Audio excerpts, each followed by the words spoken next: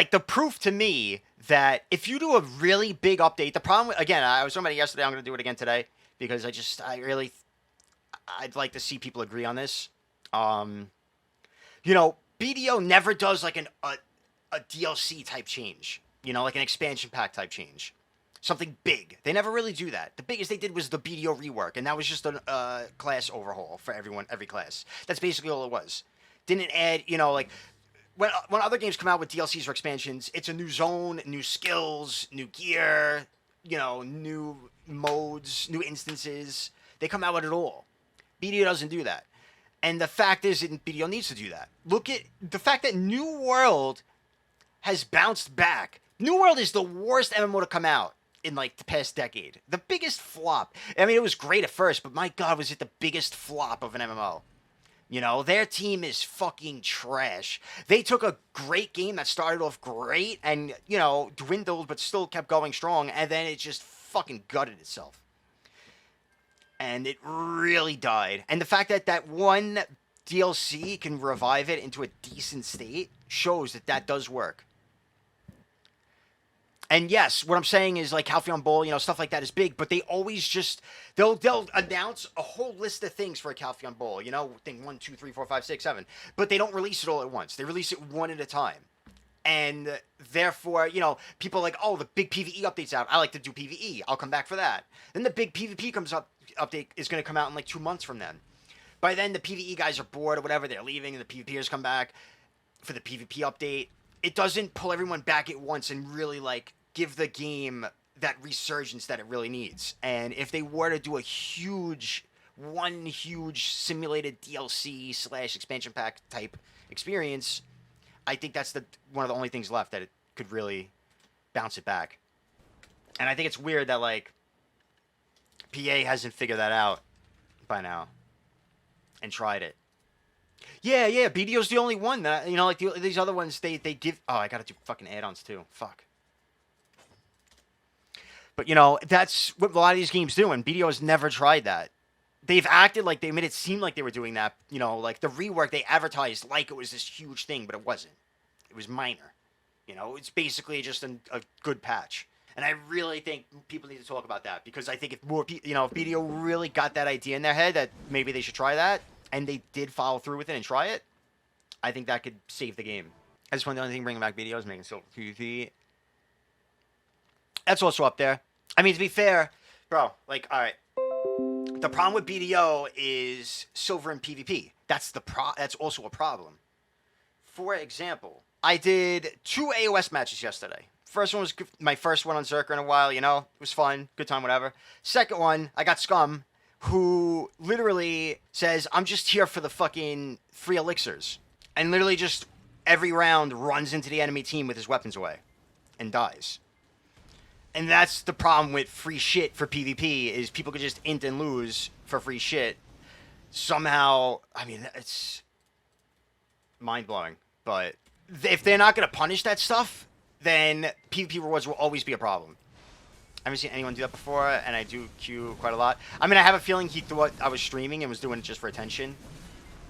But I have seen it a bunch in both AOS and RBF. And I mean... all they have to do is make it so if somebody does something that's stupidly obvious, you can report them. Because half of why they do that is because they like the reaction they get out of people.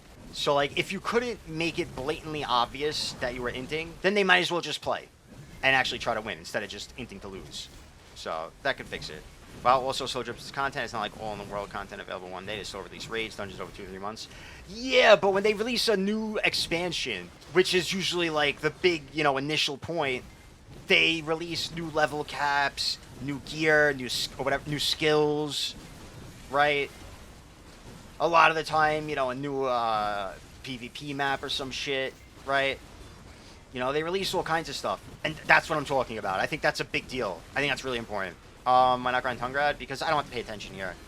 Baby steps, bro. Baby steps. Let me grind an hour at the easiest grind spot in the game. All right. Let me do that first. And then I'll try out the better spots, alright? Deal? You know what I'm saying? New releases also importantly a reset for players to be competitive with one another. Yeah, I guess, like, once the new release comes out, it's super easy to like get to that starting point of the new release. They make it easier to blow through all the old stuff, right? Whoa.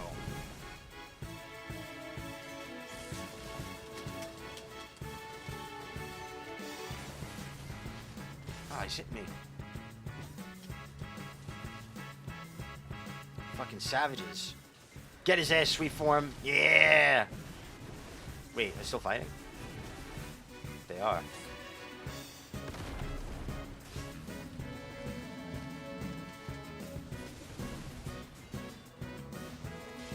Get him, bro. For fuck's sake.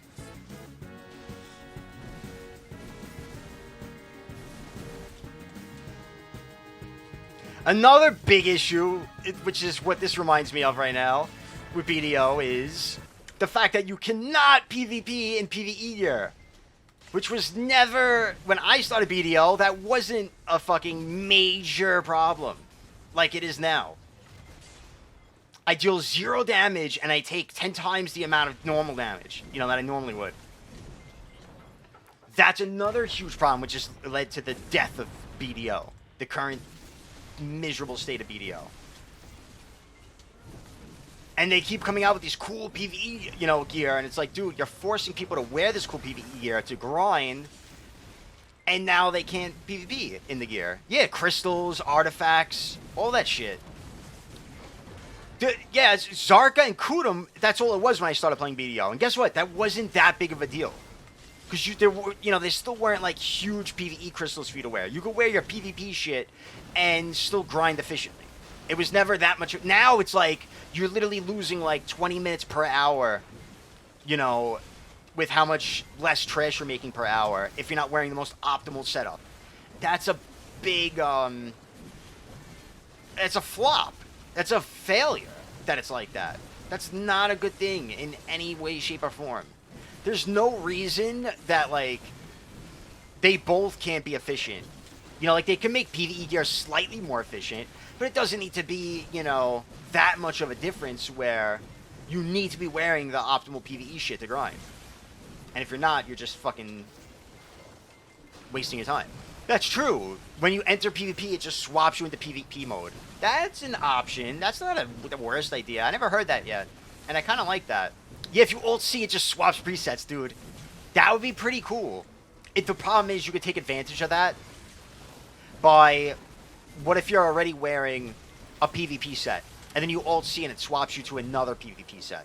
So say you're wearing, your DPS, your tanky set, and then you get to CC it. You get a CC on somebody, now you Alt-C and it swaps you to your DPS PvP set. You can take advantage of that pretty easily.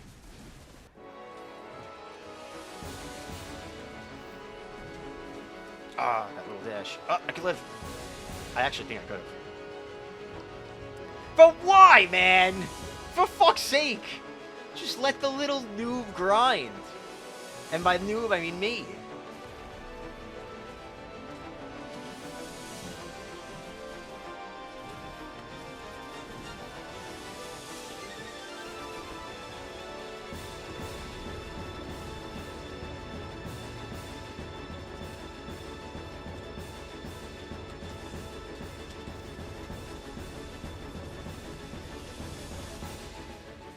Yeah!